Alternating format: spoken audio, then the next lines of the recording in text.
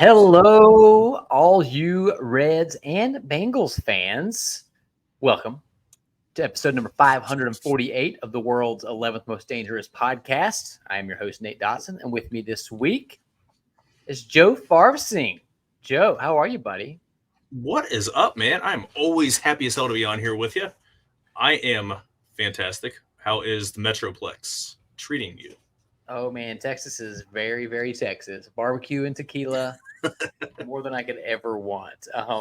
Joe, I appreciate you coming on today with the football season starting to ramp up quite a bit. It seemed like a good time to have our resident Bengals expert on. And it turns out that even though you're our resident Bengals expert, you are an even bigger Reds fan. So two birds, one stone. Go ahead. I'm an all-around smartass. I mean, smart guy. Yes, to all of the above. We were hoping to have another guest join us later on, but we will see if his schedule permits. So I don't want to get anybody's hopes up. Make them tune in, because if we tell them now, then they might just turn off this episode. We don't want that. All right, keep it in suspense. That's right. So shout out to Blue Wire. We are a member of the Blue Wire Podcast Network. Appreciate those guys. And Joe, I like to do my pre-show vibes check, but let's wait on the Reds for a second, and let's talk about these Cincinnati Bengals. What's the mood around Paycor, or whatever the practice field is called? Was better about a week ago before everyone on the offensive line got hurt. But Joe Burrow is healthy. He's playing. He played in first drive on Saturday's exhibition game and looked good, looked fine. So still optimistic. As Burrow goes, the team goes. We'll put it that way. He's played with the worst offensive line in football for a couple years, took him to the Super Bowl and an AFC championship game. So they can handle injuries for a minute. Well, let's talk about his health for a moment, because I listen to a lot of national podcasts and talking heads, and a common theme is that people are really, really terrified about this wrist. I know that us Bengals fans were for quite a while. That pessimism sort of seems to be waning around the Cincinnati area, but nationally it isn't really. People are kind of freaking out about this rare injury, at least rare for a quarterback. So how is that looking? How do you feel about it? I'm not worried about it, to be honest with you. He's on the practice field. He's been in game formation. He was 100% cleared for contact day one of camp. So the reason that everyone is freaking out or concerned or whatever is because the quarterback hasn't had the surgery before.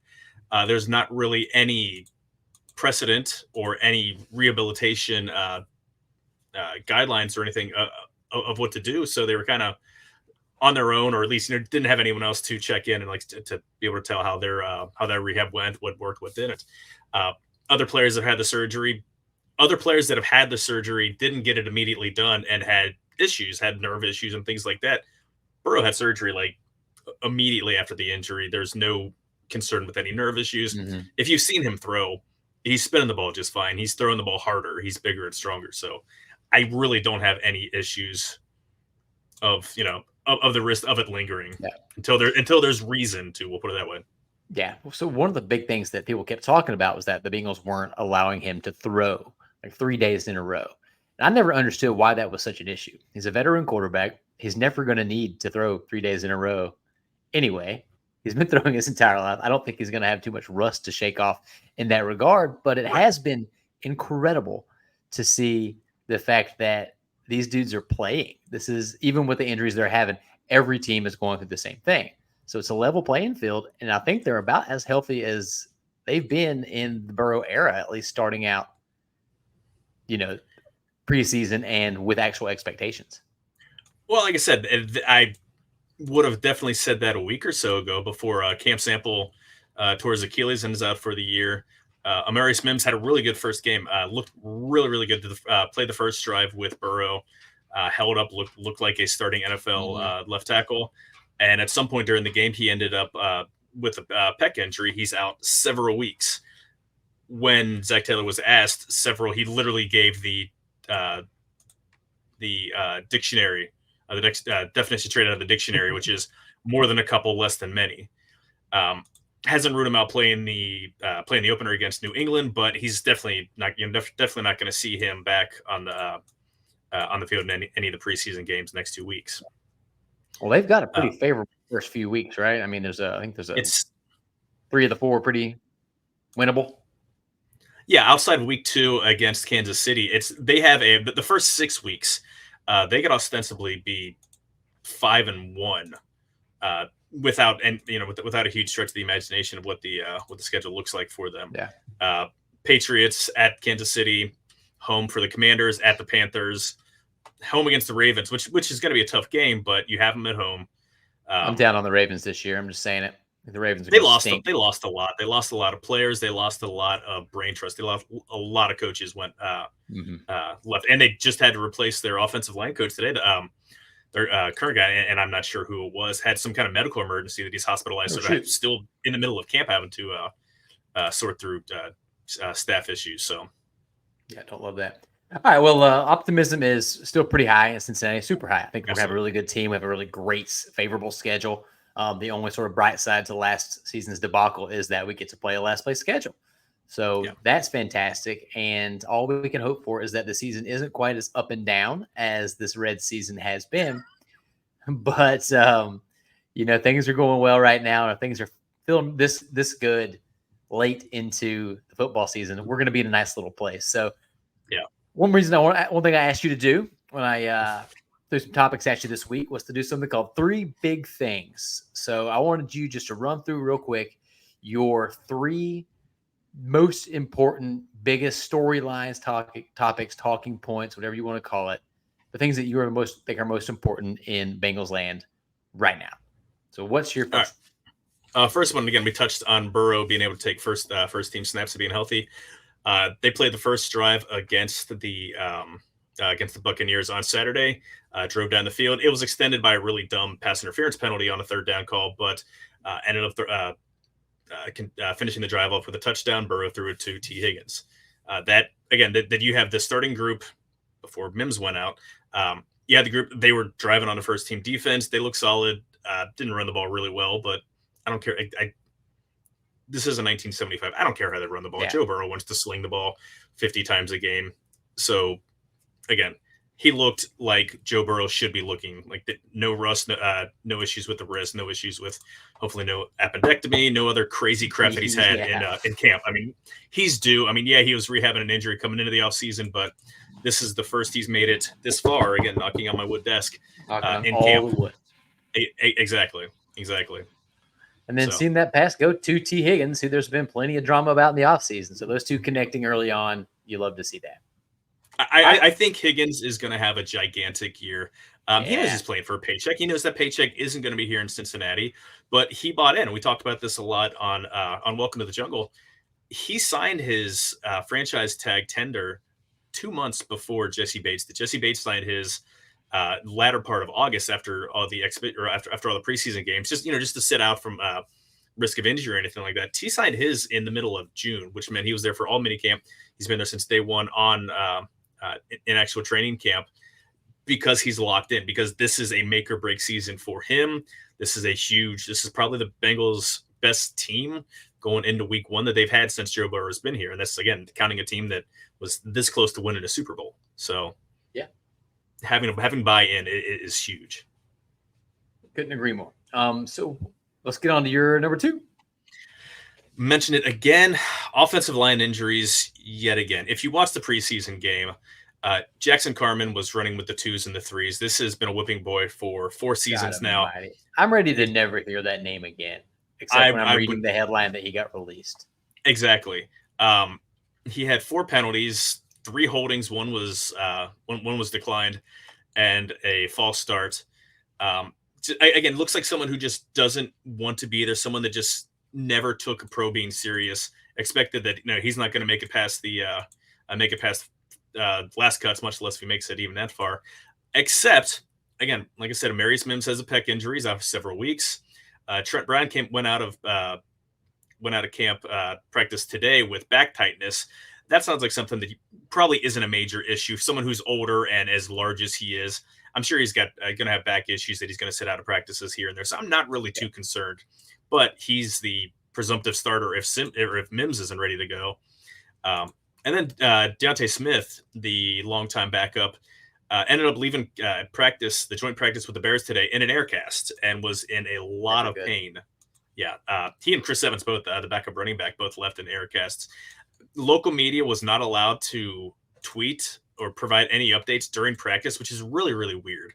The practices were closed to fans, and local media was not allowed to actually update. So don't have a whole lot of updates as to what those injuries are, except Zach Taylor said he doesn't have any updates, and it didn't sound good. But hoping, praying for the best, because he's a guy that's, he had a lot of injury history. He's shown that he's got the ability to be a swing tackle or, at least reserve it, on a quality team, but he just keeps getting these injuries. And what's the best ability there, Nate? Availability, Joe. Attaboy. It's pretty disheartening. Hopefully the Mims injury isn't that serious and he's back pretty soon, because he looked really, really good in that limited time. I know that the starters only played one series, but he played a little more, I would imagine, due to his lack of experience and even at the college level. But all the reports I read were that he looked fantastic, that he was very capable already, sort of ahead of schedule. So hopefully he comes back soon. But my goodness, can we just get this team an offensive line for once? And if everyone is healthy, this should be the best offensive line they had. 100%. Stay on the field, guys. All right. What is your last big thing as we head into this Bengals season? Still no Jamar Chase. He's holding in, which means he's there in practice. So he's technically a big thing. Yeah, that's I do have a friend. He's Russian. I've got a friend who's got just this is the Bengals need to hear this, so we'll let him speak. Pay him. Pay that man his money. Thank you, Teddy KGB. We're going to do a Red season recap in Rounders quotes, by the way. You just inspired me. Amazing. I'm in. I don't care if you even want me there. I'm going to show up. So, again, these are the issues that, non-rose tinted glasses Bengals fans have us worried about. At any point they could revert to the same old Bengals. I get the Bengals run stuff their own way. They don't like to negotiate contracts at certain times. We heard Mike Brown say at the training camp luncheon that he has that this is something he wants to get done. It's priority number one, but he thinks the time to negotiate is in the offseason. Well, he just had an offseason. He's not going to get any cheaper. Just sign the goddamn guy. He wants to be here. He yes, he has 2 years that he's technically under contract because he's got the fourth year, and then they picked up the fifth year, no brainer, the fifth year option. But just pay him. The money's not going to go up much in the next couple of years because that money's already there. And their holdup is the whole thing with the stupid way that NFL contracts are. With any guaranteed money, that money has to be upfront in an actual account, in an escrow account.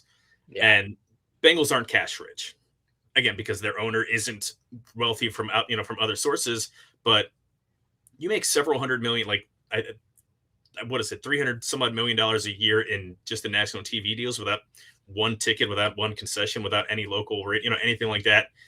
Just sign the damn guy. Just get it over with. You don't want the perception of the Bengals being cheap or sticking to their old ways. Just pay the whole storyline when we were trying to figure out when the Burrow deal was going to happen was, is Burrow going to take a discount to keep all three?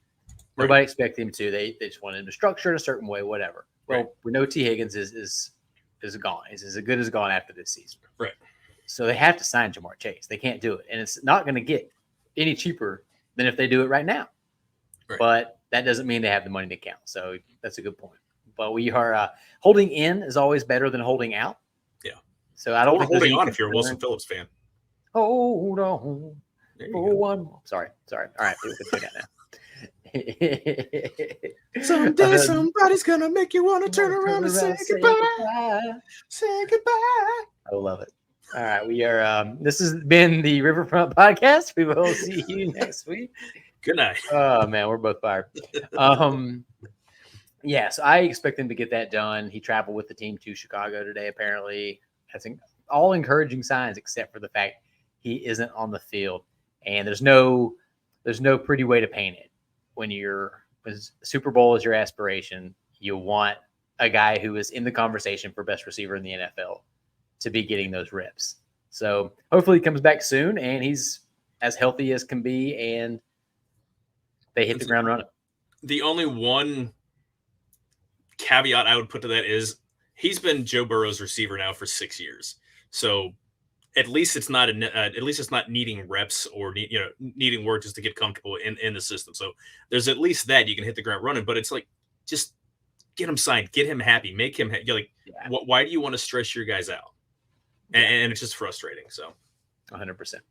All right. Well, thank you, Joe. That was the three big things. We are going to take a quick break for the audio only folks. If you're watching this on video, it'll be literally like a 3-second break. So hang tight.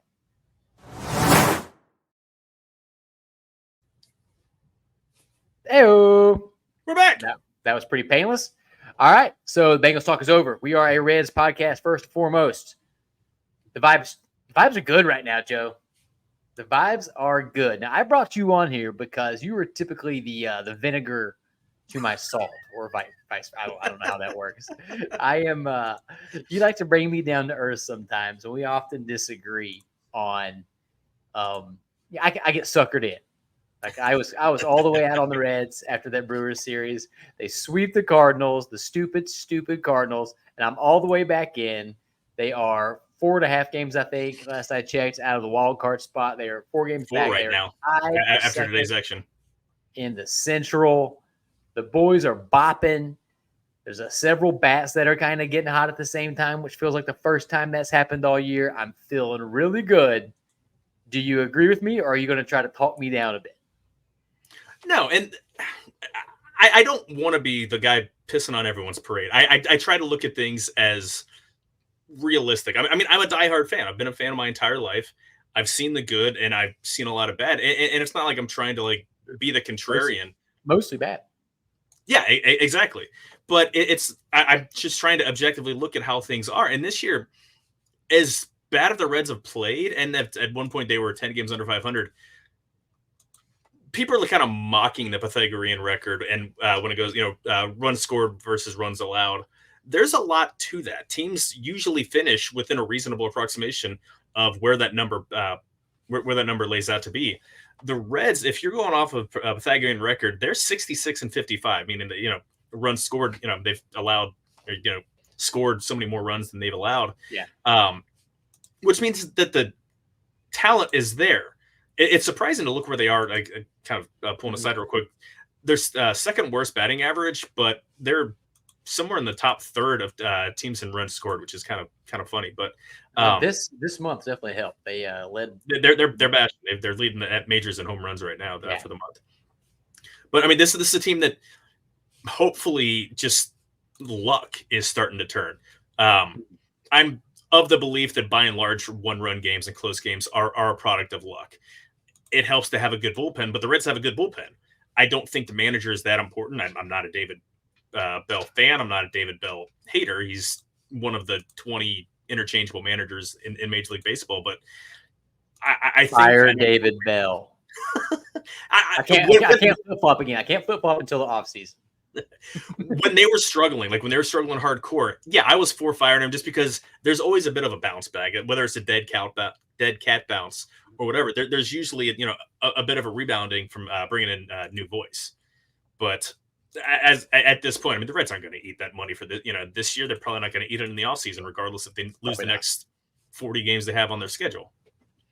Yeah, I think you're right. A couple things. One, that wow, this high noon's getting to me. Pythagoras' theorem, that Pythagoras guy, that record I thought was a little misleading because if you took away their records against the 3 worst teams in the majors, it was right around a 500 ball club, which I think we both agree they kind of are. But everybody else has to play those bad teams too. So That is what it is. My theory, at least my optimistic theory, is that a lot of guys that we thought were going to be somewhere between average to slightly above average on this team have been pretty bad so far. What if they're just not that bad and they've just been in a funk for 3/5 of the season? And now people are starting to play a little closer to what their career baseball cards either have looked like or will look like.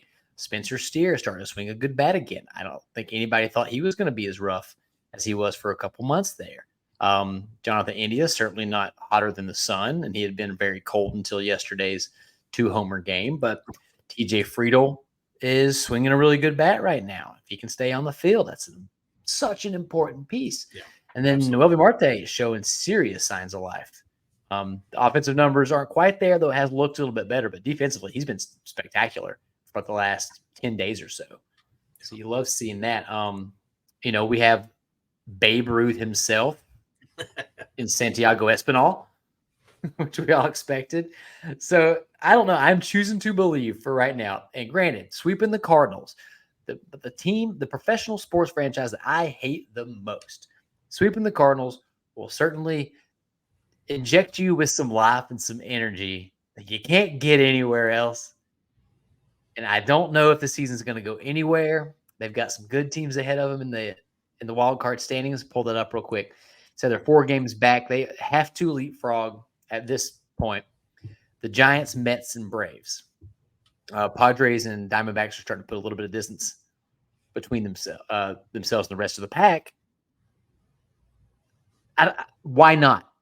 Every year, a team or two makes this late run, and every time the Reds are close, it's the opposite. They're playing pretty well. They're hanging in there, and then September rolls around, and they fade off into the sunset. Why not the Reds? Could it be? You're stealing the Bengals thunder with the why not us thing right now.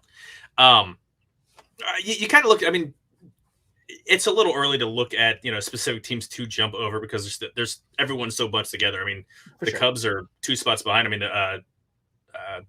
two spots behind the Reds, and they're only 6 games out of the last spot themselves. But none of these teams are really good. The Braves, if they were at full strength, the Braves are a unit if they're fully healthy. They have so many guys that are out right now. They got guys out, and their offense has been in a funk all season. It has been weird. Yeah. Matt Olson was a 50 home run guy last year, and he's kind of stunk most. Their best offensive player is one of the worst human beings in the league right now. Marcell Ozuna, not a fan. No. I mean, Matt Olson, last year he had an amazing season. Right now he's got a 103 OPS plus, slightly better than league average. I think Sean Murphy's had a bit of a down year too. Like, the Braves are beatable because the injury bug has crushed him so much. And on top of that, guys not hitting to their baseball card. Yeah. That happens. Sorry, I had to mute myself as I burped. I apologize. I just burped out of the microphone. I mean, that's, Listen, we are nothing but authentic here on the riverfront. So the Reds are off today as we're recording this, which is much needed. I didn't want to risk them losing and ruining all the positivity I have going right now. I kind of woke up with a pep in my step today. But they play the Royals next. Royals are having a nice little season. They made a lot of smart moves in the offseason. I remember liking them at the time. Nothing too flashy, just, hey, let's go sign some slightly above average guys, and they've been playing slightly above average ball. Yeah. So big series. If they can take 2 out of 3, then let's go, man. Like, I'm into it. Are you letting yourself fall, though? Are you letting yourself get as crazy as I am? No. Whoa, come on. That's why I asked you on today. Right. Again, like, they're not playing over, the Reds aren't playing over their heads. So that's a reason to think, they can keep this momentum. I mean, I put up the records here. The Reds had 1 month where they were below 500. March and April, they were 16-14. June, 14-13. July, 13-11. August, 8-5. It's just May, they were 9-18. So they had a couple weeks stretch where they played like ass. But since then, they've been fine. They've been a decent team. And that's with guys like, you've had, Ellie's been the only consistent hitter. Stevenson's had a pretty solid year. He's actually top 2 or 3 catchers, or some of the top 5 catchers in terms of OPS plus in the position in the entire major leagues. But outside of guys coming in having a weird 1 week heater of Reese Hines, Santiago Espinal being absolutely great Bambino-esque, best player on the planet. Yeah, Jonathan India having a June where he was absolutely lights out. Reds no one's playing over their heads, so it's reasonable. It's not reasonable to expect them to fall off. We'll put it that way. And if guys can, if Steer can keep playing to where his true talent level is, if Candelario can play more consistently. Marte, I kind of expected this because he missed so much time. And the first several weeks was his spring training. I mean, that's him rounding into form. He only took the 1 week in AAA before getting live at bats before he came back up on the Reds. So I'm not surprised that he's been struggling. Defense looked ugly as hell, but that's coming around too. So that's coming around a lot. Yeah. So I don't know. I'm buying it. I'm choosing to buy in, man. The vibes are immaculate right now. Teams have to get hot. Teams get cold. The Reds have not had a serious heater this year like they had in the past. That 12-gamer last year certainly sticks in all of our memories. But I'm ready for it, man. This we've been let down so many times that the pain isn't as painful as it used to be. But the highs have not been reached in a long, long time. So what you're saying is we're calloused. We are 100% calloused. We have all the calluses. And, the scar tissue is important. But whenever we actually make that run, whether it be this year or another year, and we'll talk shortly about some of the guys we think we can expect to be here for a while and on that next great Reds team, it's going to mean more to us, I think, than a lot of other fan bases. And that's why I choose to believe. Because if this is the year they decide to make some fairy tale run, why not? Why not is my question. They've got a guy who is very deservingly in the Cy Young race. They've got a guy who's deservingly in the MVP race. And they just need some chips to fall in their direction. So, I don't know. Let the optimism reign supreme while we can. This team has broken our hearts over and over and over again. My heart will not get broken again, but I can fall in love for the 18th time this season. My heart will go on. Sorry, I had to quote a little Celine Dion. Again, looking at the teams that they might be facing in the wild card, does any of them have a starter at the level of Hunter Green? The Padres with what's that? Yeah, teams that they're going to be competing against for the wild card. The Padres have Cease and Dylan Cease. I guess Giants have Snell. I guess he's back. He threw a no-hitter against the Reds. He looked pretty damn back, but he missed most of the season. But Mets don't have that guy. Braves have Chris Sale, who's been out of his mind. Even though he is slowing down a little bit, his first half numbers were incredible. Second half, not quite as robust. And I still look at him. He's great. I believe he's a Hall of Famer, but he's not young. Chris Sale is 35 years old. There's a lot of tread on that. A lot of wear on those tires. He's thrown almost 2,000 innings in the major leagues. So, yeah. So we'll see. Did you see or did you hear? I guess Barry Larkin's comments about. I don't know. I guess one could argue, and I certainly did online, his comments about David Bell and the Reds coaching staff. Yeah, for somebody who is, say what you want about Larkin off the field, he's a terrible color announcer, but he's someone who he wears his Reds fandom history, playing career as a badge of honor, and as someone who played, I hate using these words, the right way, but someone who played hard, someone who was fundamentally sound. I do give weight and credence into what he said. I don't know if you have the exact quotes that he said. Yeah, I meant to pull up the video clip so we could play it directly, but I didn't. So we'll just read it here. He said, "That is all fine and good, and I think that's the right thing to say, saying that the playoffs remain a goal for the Reds.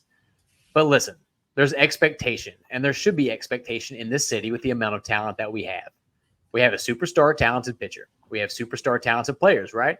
And there has to be something in someone that just cannot accept mediocrity, if you will, because 500 baseball is 500 baseball. You don't win playing 500 baseball. You have dominant players, and they have to figure it out, just like Hunter has right there, how to dominate. And I think these guys, they need to be pushed. I know that. I'm sitting here thinking about myself and Eric Davis and what he did for me in my career. What he did is he challenged me. He didn't let me just go out there and just be okay. He told me it is unacceptable for you to be a 500 ball player. It's unacceptable. And I feel like these guys are supremely talented. And I feel like hopefully they will feel that challenge of learning how and going through the process of dominating ball games, dominating the opposition. Lou Piniella went out there and said, we're going to win. There's not an expectation to compete. There's an expectation to win. And we felt that as players. You know what we did? We won. So, first off, we have talked a lot on this podcast about how our biggest problem with David Bell is the lack, or at least apparent lack, of any accountability. He never seems to say exactly what Larkin is saying. He's always like, oh, the guys are so close. They're doing good. They're doing fine. They're working hard. They're going to turn the corner soon. And this is while they're playing some of the least fundamentally sound baseball I ever remember watching as a fan. So you mentioned Larkin being that fundamental guy. He had to learn to be that guy. He had to work to get there. If anybody can speak to it, it's him. So I agree that I don't love Larkin as a color guy, but this is the second time now where he's kind of called out the Reds organization for things that he deems unacceptable. And I certainly agree with him. It was amazing to hear him say it. Didn't mention anybody by name, but I don't think you have to read between the lines. And I can't imagine that the Reds coaching staff and the Reds front office was too excited about it. But shouts to the Lark for saying to John Sadak what a lot of us have been feeling this whole time. Yeah, and that's, again, these – watching David Bell these couple years, and again, I'm not as anti-David Bell. I don't think it matters that much as everyone else is. You see why he was in player development. He's positive. He's someone who's not going to throw players under the bus. He's trying to cover for these guys because he's used to working around younger players, but younger players need to become veterans and need to become like leaders. And you need someone to set that standard. Clearly, it's not Jonathan India, who said he was the leader last year and another year in isn't doing it. But if you don't have a player, you've got a younger roster, you need that manager to be the guy. And as fiery as David Bell is with umpires, he doesn't show that outwardly with the team. I would love to see him just absolutely tearing into somebody in the dugout. I mean, you see it all the time, and not as much lately. In as much modern baseball, but over the past 20, 30 years, managers just absolutely lighting into a player on the bench for for a dumb mistake, or just that their nonverbal skills, just their affect, how they're going through the game. And we're not saying they need to do that every single time. It needs to be a show. It needs to be a spectacle. But I'm trying to think of who it was recently. I think it's somebody for the Dodgers got benched in the middle of the game because they hit a ball they thought was out, and it wasn't. They went off the wall. They got a single that should have been a double or even a triple, and coach yanked him right out. I can't imagine David Bell doing that. I can't imagine him bitching somebody for not running out a ground ball. And it's the little things. You don't have to throw your guys under the bus, but it's okay for you to stand up after losing another game when your team had 4 errors and you lose by 1 run and saying, hey, you know what? The guys are close, but this is unacceptable. We have to be better. And he never says that. It's always they're doing fine. So we'll see if anything changes. I don't know. You don't expect people to be listening to that kind of thing and change their behavior, but I enjoyed hearing it. All right. It would be nice. It would be nice just to see it just in public once, either in a press conference or on the field, just something just to show, listen, like, this crap. And again, like, these young players, they're gonna make these mistakes. I'm not mad at them for making all of the toot lands on the running the bases and everything, or the stupid stuff. It's gonna happen. Like, I'm not upset at it happening, but need to set the standard. Like, no, we need to get better. Like, this isn't acceptable. Get your shit together and publicly, at least to our eyes. And this is the Bengals podcast. Jeez. Yeah. Our shoot. I said shoot. Come on. Like, where do you think this is a PG? Got it. We'll send that to the producer. Aren't I the guy that does that? Oh, that's staying in. Yeah, so I'm not gonna let it. That happens. I don't know what game that was. A Hunter Green game, so it's game 2 of the series. And shouts to Hunter Green, man. My goodness, this guy, his bad starts are now 6 innings and 3 earned runs. So you know what? This is a good opportunity to jump into something I've been wanting to do with you, because we often disagree on these kind of things. Let's kind of go through the Reds roster right now and play a little game called like him or not him.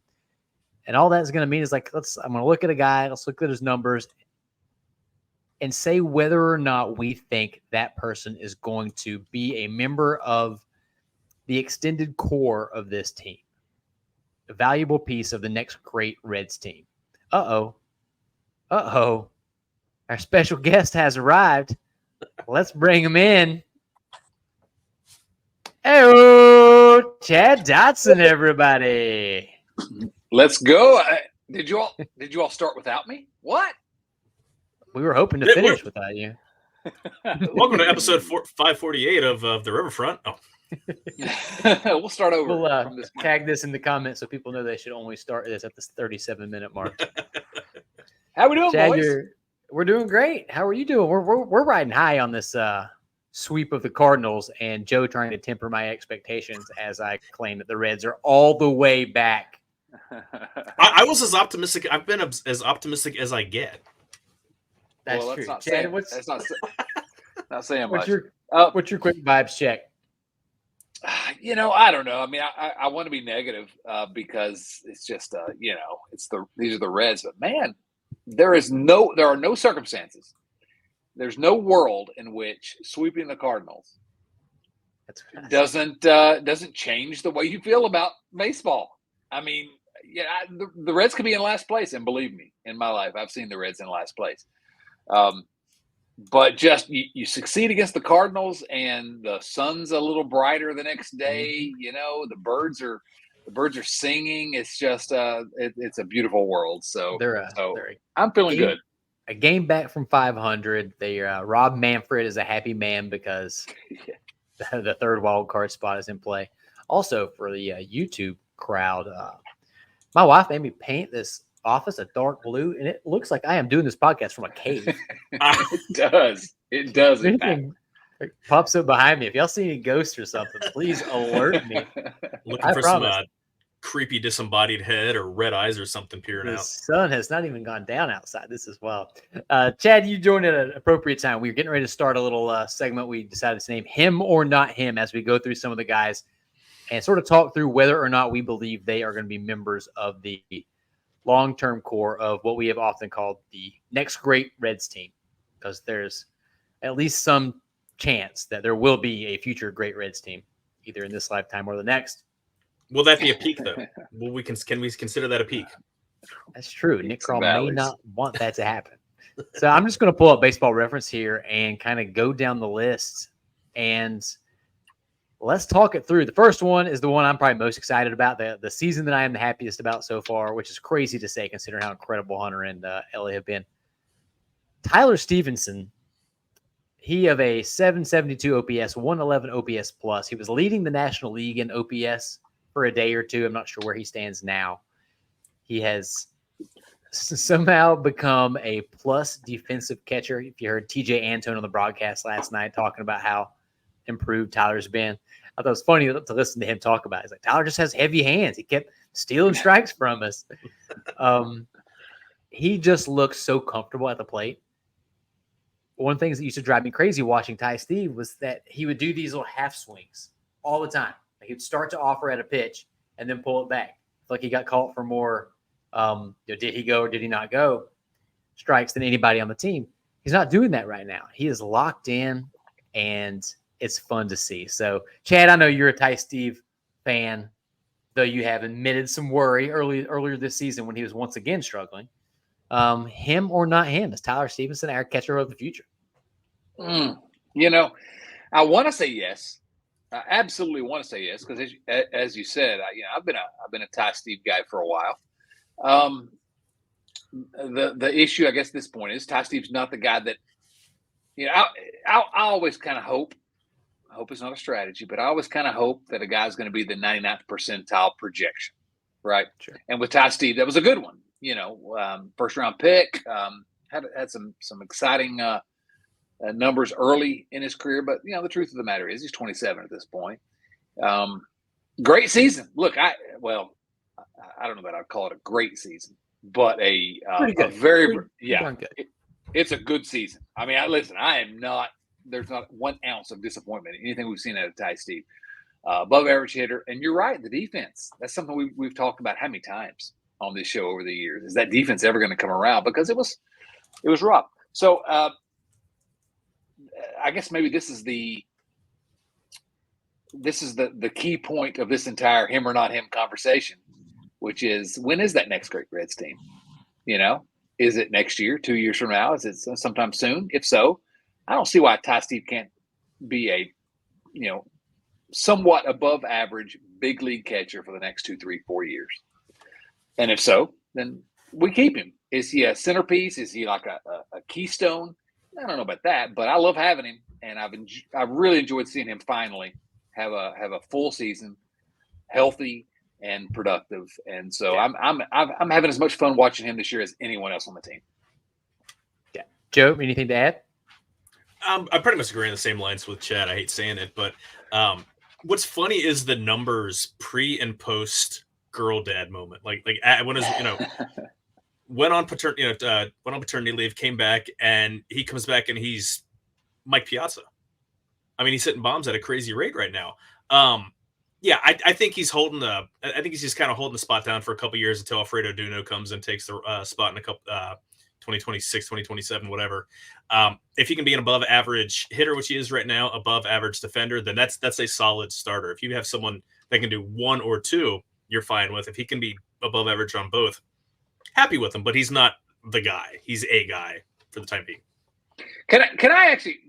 Again, I hate to agree with Joe, but that's a good point, which is that he doesn't have to be great to be the catcher for the next few years. An average catcher. Average hitter as a catcher, that's a guy you can stick in your lineup. Most teams will take that. So that's actually a great point, as much as I hate to admit it. Considering that while he's average from a major league baseball player perspective, or a little slightly above, he has been the 1, 2, or 3 best offensive catcher in the National League this season. So if we get anything close to that, I think he is that piece. He's also, I was going to say he's 27 years old, but Baseball Reference says he's 27 years old and 365 days. Uh-oh. I'm not sure how that works. Yeah. Stay tuned for that. We'll break some news later. His birthday is tomorrow, so yeah. There we go. That makes sense. Happy birthday, Tyler. It's the leap year. That's why it says 365. Sneaking leap year. I don't believe in leap year. It's my low-stake conspiracy theory. So are you on August 16th then if you don't believe in leap year? I have been all day. How is the future? I don't believe in leap year or Finland. I love it. We'll do that in off-season episode, low stakes conspiracy theories. I just want to sit around. I have nothing to put in, but I would just be happy as hell just to be the producer and just to sit back and listen to all of it. So we've got some time. We'll figure some out. All right, this next guy is probably an important one. Jonathan India. So we will all remember Jonathan India's June when he was one of the best hitters in Major League Baseball. I think we can all agree his defense has been much improved, if not to say that it's been particularly, good, but it's been a lot better. Though when you watch Santiago Espinal play second base and then turn game-saving double plays, it's tough to go back and watch Jonathan India. He's come back down to earth quite a bit. Still 108 OPS plus, kind of that slightly above average hitter that he's been his entire career, except for his rookie year when he's a little better than that. Joe, I'll let you bat lead off on this one. No, absolutely not. He's a average, slightly better than average offensive hitter.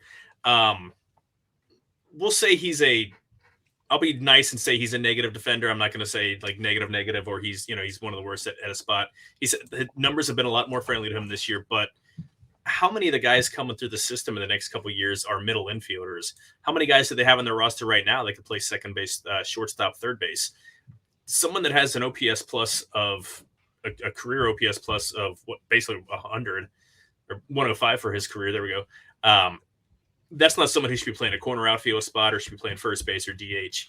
And if he's not a good defender and they've got better players there, which they will hopefully hopefully soon when McLean gets ready, what's the point of having that guy around? If he was that great of a leader, they wouldn't be needing David Bell to not light the guys up in the locker in the clubhouse. Yeah, that's a good point. Chad? No, I mean, obviously, I think the answer here is no. I'm interested to hear if you have a different take, but that again, that doesn't diminish the fact that I'm pretty happy with what I've gotten out of Jonathan Indy this year. I mean, he's a guy that I was low man on Indy. I thought he's gonna be exposed finally this year, and he's not been great. He hasn't been the guy. Yeah, I mean, I don't know how many Jonathan India jerseys they've sold the same in the last 5 years, but a bunch, I'm guessing. A lot of kids like Jonathan India. He's not that guy, but he's been perfectly serviceable. He's not the problem with this offense. Now, early on, he had a hot streak that bumped his numbers up, and so yeah, it's not like he's been consistent all year long. But the fact that he's not been a drag on the offense, and there have been some guys that have been. Maybe that's damning with faint praise, but I'm happy with the season he's had. But he's not going to be a Red. He's not going to be a Red 2 years from now. I mean, just he's out of here. But good luck to him. Yeah, I'm going to slightly zag. I think in my heart of hearts, I probably agree with y'all, but there is a world for me where I see the problem is with how we define this segment. Is he going to be a massively important cog in this wheel? If he is, then we're probably in trouble. But if he can be that 10th man, the guy, the utility guy, the spot start guy, getting 3 or 4 starts a week instead of 6 or 7, then I think we're in business with a guy with his talents. I would love to see the Reds lock him up for a few years on a reasonable deal if he'd be willing to take it, just to keep him around and have any sort of veteran presence that they currently don't have. I don't know if he would accept that kind of thing. So I guess my zag is just going to be that he will be a part of the next great Reds team, but not nearly as big of a part as he's had to play this year. If his defense can handle it or different places around the diamond, and that's I'm skeptical on that. If you have him as a 10th or 11th guy, keep him around. I'll take him for the next 4 or 5 years. I think he can help the team if he can be versatile enough to play other positions. But if you're counting on him to be an everyday guy, I don't see it. Yeah, that's pretty fair. This next guy we don't need to spend a ton of time on unless we just want to wax poetic for the next hour. But Ellie De La Cruz? No. Can you imagine the haul that guy would fetch? How dare you? The only question here is whether or not the next great Reds team is while he is under contract. Can I say this? There's the Scott Boras thing, who's his agent. I get it. But if the Reds don't sign him to a 1,000-year contract this offseason, then my hot take there, I guess, is that he's gone as soon as he can leave Cincinnati. Or the Reds don't know what they're doing, which is part of the case. They need to be backing up the Brinkstruck and just give him what he wants. He's going to be worth whatever you ask for. Keep him here for the next 10 years. He's going to be worth whatever he asked for. And so I'm really interested to see if there's any kind of movement, any kind of discussion on a long-term contract, because that guy is an absolute superstar. Period. End of story. Yeah. I brought it up in the last he's not episode, yet, but he's going to be. He's going to be. He's so far beyond. I think he's there. Yeah, he's already a superstar from a celebrity standpoint. He's already one of the most recognizable faces in the game. But Scott Boras has to do what his player says. One of the guys in our Slack channel brought up that. But yeah, flying in front of me. Sorry about that. That's okay. One of the guys in our Slack channel brought up that Bryce Harper when he was becoming a free agent, Scott Boras said that he wanted to get him the longest contract ever. And Bryce said, no, I want to play in one city for the rest of my life. Go get the deal done. When Ronald Acuna Jr. wanted to play in Atlanta, he said, go get the deal done. So Boras can only do so much. The Reds have to put the check in front of him, make Ellie say no. And if he does, so be it. We enjoy the ride. We're going to enjoy it anyway. We've got him for a long time. I can't imagine what my life's going to be like 5 years from now. But I do know Ellie De La Cruz will still be wearing a Reds uniform. So we'll see, but I agree completely. Offer him all of the money. What I think's hilarious is there's a lot of, mostly from Pittsburgh, but trying to talk who's the better Cruz, Ellie De La Cruz or O'Neill Cruz. And there's even people that were chirping about Cabrian Hayes, how much further advanced he is. Never mind, there's like a 6-year age difference. This season, Ellie's second season in the league, Fangraphs where he's at 5.7. Combine those two we'll say PPs are combined 3 worth a combined 3 WAR. Yeah. And they're trying to say that each one of those guys are like, no. Ellie is in his second year, a guy that's still figuring out pitching. Like, you see the brain working and trying to figure stuff out, still striking out at a crazy high rate. He's the best position player in the National League right now. Shohei's the only one who's close, and Shohei, I don't understand how that dude has so much WAR for the fact that he is just a DH, but that guy's a mutant. Well, okay, you said he's in his second year, and he is, but this is literally this kid's first full season in Major League Baseball. Yeah. And he's an all-star. The numbers he's an MVP candidate. He's a legitimate MVP candidate. What are we even talking about here? If there's ever a player that the Reds should literally just write the check for what he wants. If he turns it down, but you need to make an offer with something that's life-changing, something that's generational, and just make him say no. Yeah, you can't just resign yourself to the small market bullshit we've been hearing again. Sorry for the bad language again. For the past 20 some odd years, this is a success story. This is someone that the Reds signed for cheap. The Reds developed. The Reds brought him through their system. He dominated and got better at each level. This is a feather in your cap for your developmental staff for the fact that he keeps getting better at each level. If you let him go and just resign yourself, then you do not deserve to be within 5 miles of any Major League Baseball stadium or office. You need to just get the hell out of town and go away. Yeah, we need to give up. I mean, he may turn it down. He may want to test the free agent market, and I couldn't blame him because people are going to be. But don't let it be because of money. Offer him every dime that he's asking for, and if he still decides, well, the Dodgers, I want to see what they do.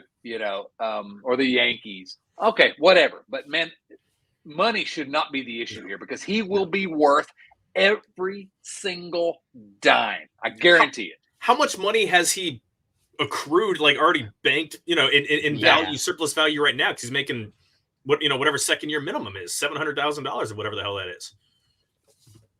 Yeah, I think we are all in alignment there. So at the risk of this not being a 2-hour podcast, let's kind of reframe this segment a little bit.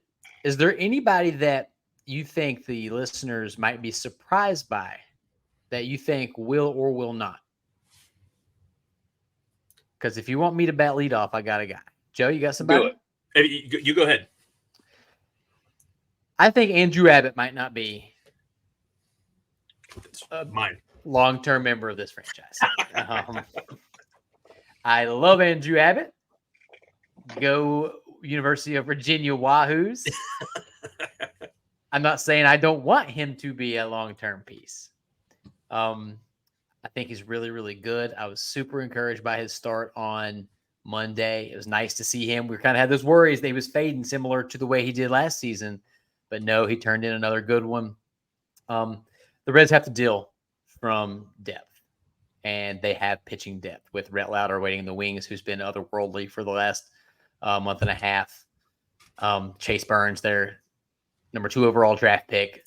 They got some dudes. And if they're going to go acquire an impact bat to really take that next leap, I think Andrew Abbott is probably going to be the most appealing of the guys they're willing to offer. I think he's more likely to long-term be Tony Cingrani than he is to be Tom Browning or any other, pick a long-term left-handed starter. I do want to say he pitched well on Monday. He's a left-hander, and it was my birthday, so everything fell in alignment right there. So although National Left-Handers Day was Tuesday on the 13th. So that being said, I love the guy, but yeah, I don't think he's not going to be good enough, I think, to outlast the guys that are coming up behind. And I think his best value to the Reds would be as a piece. Let's be clear. If Andrew Abbott's your number 4 or 5 starter, that's not you bad. have a real good freaking team. Yeah. So there's a space for him on this team. Yeah.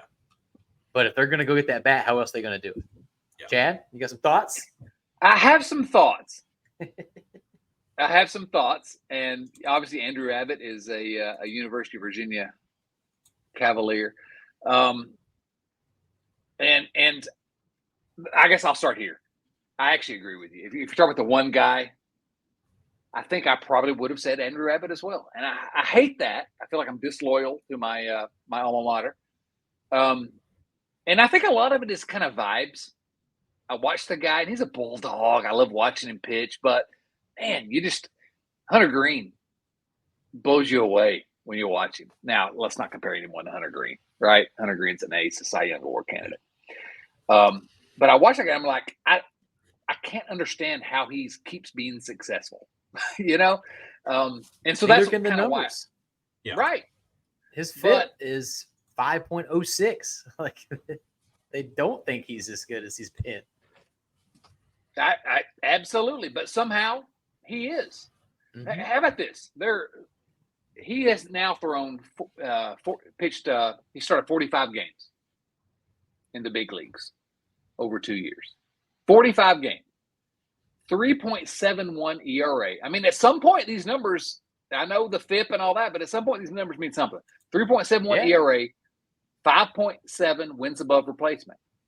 There's another Reds pitcher that has thrown 45 big league games. He only has 4.3 wins above replacement and a 4.17 ERA. Now, maybe we're still talking small sample sizes, but we're moving on to 2 years now.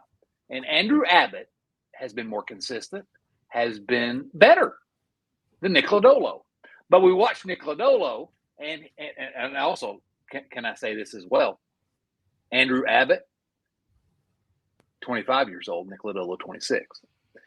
And you know what? That surprises me. I would have that's what I'm saying. Guessed that Nick Lodolo was a year or two younger. At some point, you have to trust the actual results on the field. And I agree with you guys. I watch Andrew Abbott and I don't get it. And I don't think it's sustainable. But he keeps doing it. So that's my UVA well, then let's turn this around. Is Nick Lodolo a piece of the next great Reds team? Well, that might be the guy because he may have more value on the trade market. Because you watch that crazy sweeping curve and I love Nick Lodolo. I'm not suggesting they trade him, but maybe. Yeah, we always talk about these. Andrew Abbott seems to be the name that pops up. Why not Nick Lodolo? If he finishes this season strong, he has not really proven that he can stay healthy. Andrew Abbott's done that.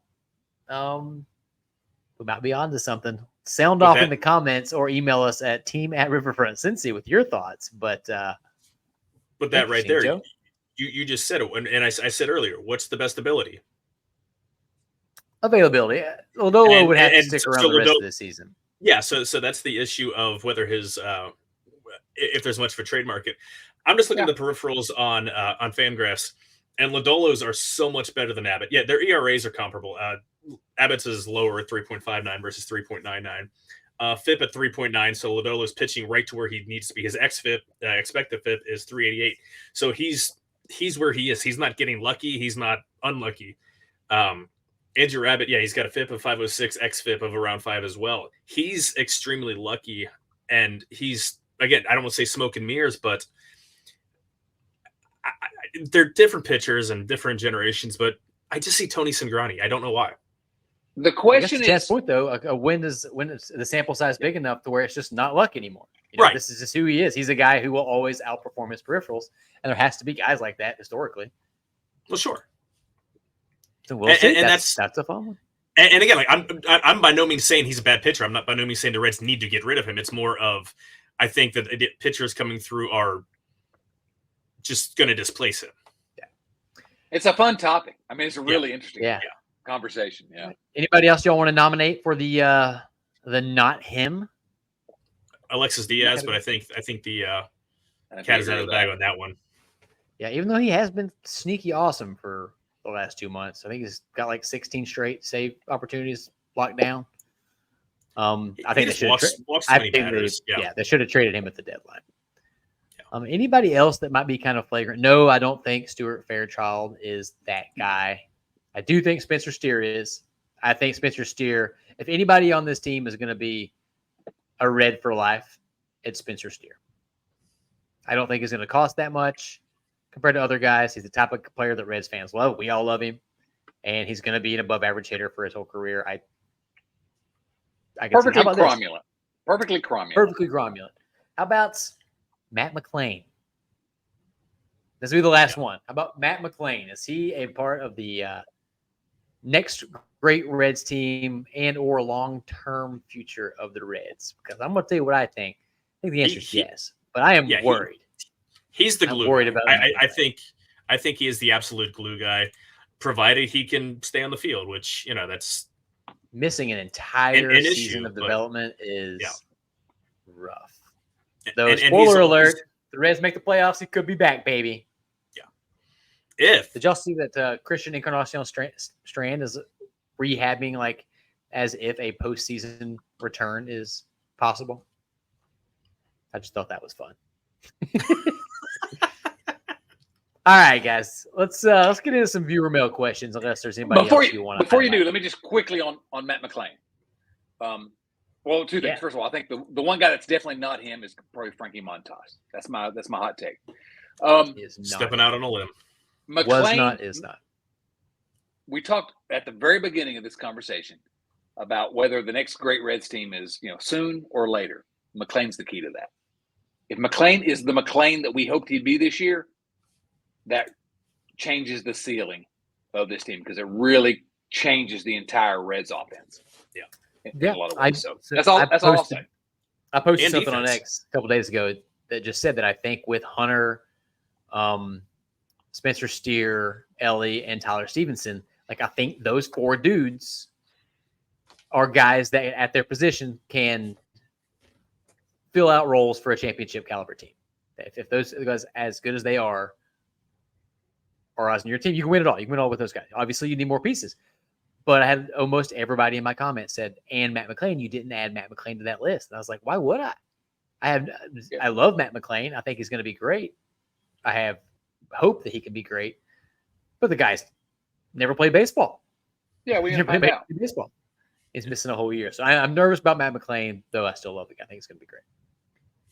All right, viewer mail questions, guys. Let's do it. All right. These, as always, come from members of the Patreon family. You too can join the family for as little as $2 a month by going to patreon.com/riverfrontcincy. And hey, if you want to send more than $2 a month, you get to go to Melting Pot with Joe every quarter. First question comes from the patrons. First question comes from Joey Gaditza. Joey says, gentlemen, cheers to you. Can you imagine if this Reds brain trust would have actually made some significant moves to surround the young guys with MLB talent? I don't think we'd be one game under 500. Also, if he stays healthy, Burrow, an MVP is incoming.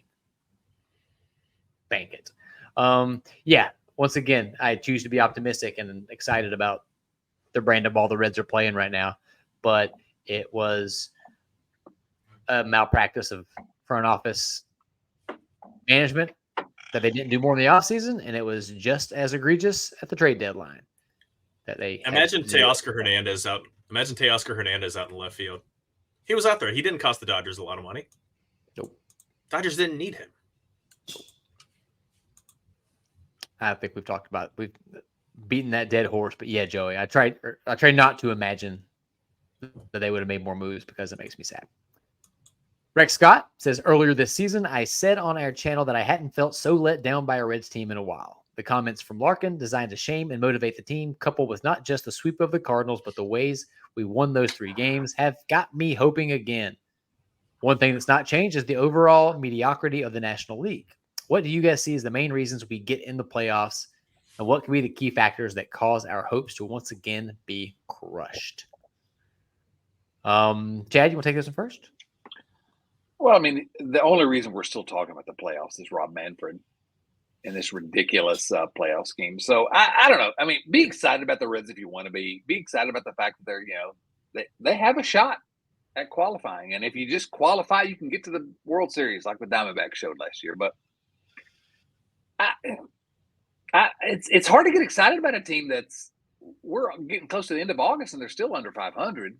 Now we're happy about the fact that they're in the playoff race, but I don't know how to answer this question. I guess I love you, Rex. I'll always love your optimism, Rex, but I don't know how to answer this question. That's my honest answer. Joe, any thoughts?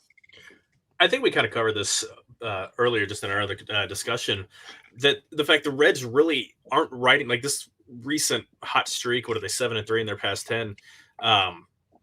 They're not really riding a ton of hot bats. There's still a bunch of guys that are underperforming. So if guys hit to maybe not the back of their baseball card, but I mean to what is expected of them, Steer, Candelario, Friedel stays healthy and stays on the field, then that's much more of a league average offense, and they haven't had a league average offense. Yes, the mediocrity of the National League. There are a bunch of teams between Reds in the last spot, but none of them are really that good. They're all either injured or just imperfect teams. Main reasons that they get to the play or hopes to get. Try that again. Key factors that would cause our hopes once again to be crushed. The wishbone C. Yeah, fair enough. The same black cloud that's been hanging over us for most of our adult lives. Yeah, I think the fact that if we make a run here, it's because right now we've got Ellie, Tyler Stevenson, Santiago Espinal, Spencer Steer. That's 4 bats that are kind of swinging well right now at the same time. Probably the only time all season long they've had 4 hitters kind of hot at the same time. So if they can kind of get right a little bit, that's what's going to propel them if the pitching stays the same. And if they don't make it, it's because maybe they are just as bad as they played most of the season. All right. Next question goes from Skylar Webker. We need to finish strong. How do we get more consistency from the lineup? The boys finally seem to all be hitting, not just Ellie most of the game. How do we keep this form of the Reds till the bitter end? I think what we have to do is bring Marge Schott back. Oh, wait, what? Wait. Marge Schott. She was the owner during the last great Reds team. She knows what it takes to put a championship caliber team together. We can we dig her up, bring her back, and there you go. I think it's mentioned before. Marge Schott, but with the Rachel Phelps tear a piece off clothing for Major League, except you put a piece on for every win. They would go on the biggest heater that you have ever seen. They have 39 games left. They would go 39-0 the rest of the season. Yeah, I don't know, Skylar, but if they decide to start getting consistent now, then I think they have a shot. James Urban, are the Bengals in the hardest division in football this year? Joe says yes. Yeah, absolutely. The first division to ever have all 4 teams finish above 500 last year. Nobody's depreciably gotten worse. Guys have gotten better. I mean, there are other divisions that are solid. I mean, the AFC East looks like it's going to be decent and improved. Patriots will be really garbage though. So what's that? So the Patriots will be garbage, and the that's AFC North doesn't have a garbage team. Yeah, that's a really good thing. But I don't know. I mean, looking at the other. The NFC West is the only other conference I think. Possibly, but I mean, going into last year, the Texans were going to go 0-17, and they win 10-7. So it's early to talk about it right now. You never know what's going to happen. But AFC North was historically great last year. We'll put it that way. Yeah. All right, let's take this home. Rich Thompson says, gentlemen, seeing the Reds win recently has been really nice. From the outside looking in, maybe, just maybe, Nick Krall and David Bell might have found some special sauce that the Reds desperately needed that could see them sneak into the playoffs. If that happens and the Reds manage to move beyond the first round, shouldn't they be reevaluated as an executive and manager respectfully? With that said, which of the following would best describe the Reds? would best describe them if the Reds get into the playoffs and win beyond the first round. Geniuses, super geniuses with a YouTube clip that was pretty funny, or baseball savants. No, Rich. David Bell should be fired, and Nick Krall needs to do something decent for once. But Rich Thompson, super genius. That we can all agree with. Yeah. Love you, Rich. Bill Lack, the Podfather himself, chimed in. No, surely not. They said, could a miracle happen? Last 10 games, 7-3, fourth best in Major League Baseball. The last 20, they are 12-8, fourth best. The last 30, they're 17-13, the fifth best. Not believing this means anything, especially when the top two are San Diego and Arizona, who they have to climb over. Thoughts? That's kind of been what this whole podcast has been about. Miracles seem to happen for other teams all the time. Why not us? Chad? Yeah, can I say, I don't know where you all went before I got here, but the truth of the matter is it's really kind of fascinating as a thought experiment. There's no question whatsoever that the Reds could qualify for the playoffs. And in the playoffs, crazy things happen. How differently do we look at this season if they were to make it to the National Championship Series or something like that? All of a sudden, what we do is we start thinking, oh, wait a minute. This was like, 2010 for that earlier Reds team. This is here finally. It's the big step. Now, some of the people on Twitter or X or whatever are going to be insufferable, the Nick Krall lovers, but that's fine because I want the Reds to win. And it's so funny how the fact that we had this expanded playoffs, it could completely change everything about the way we view how this season's going. And we've been following day to day all season long. So yeah. I don't know. Maybe that's an argument in favor of Manfred's expanded playoffs, but I don't know. It's it could happen, and it's so funny to me to think about how differently we'll think about it than we thought about it, like literally every day throughout the season. Now we can pipe on this same show in a week from now, and the season's back in the gutter, and we're out and fire everybody. We reserve that right, Joe. Can I say this? If the Reds do make a run,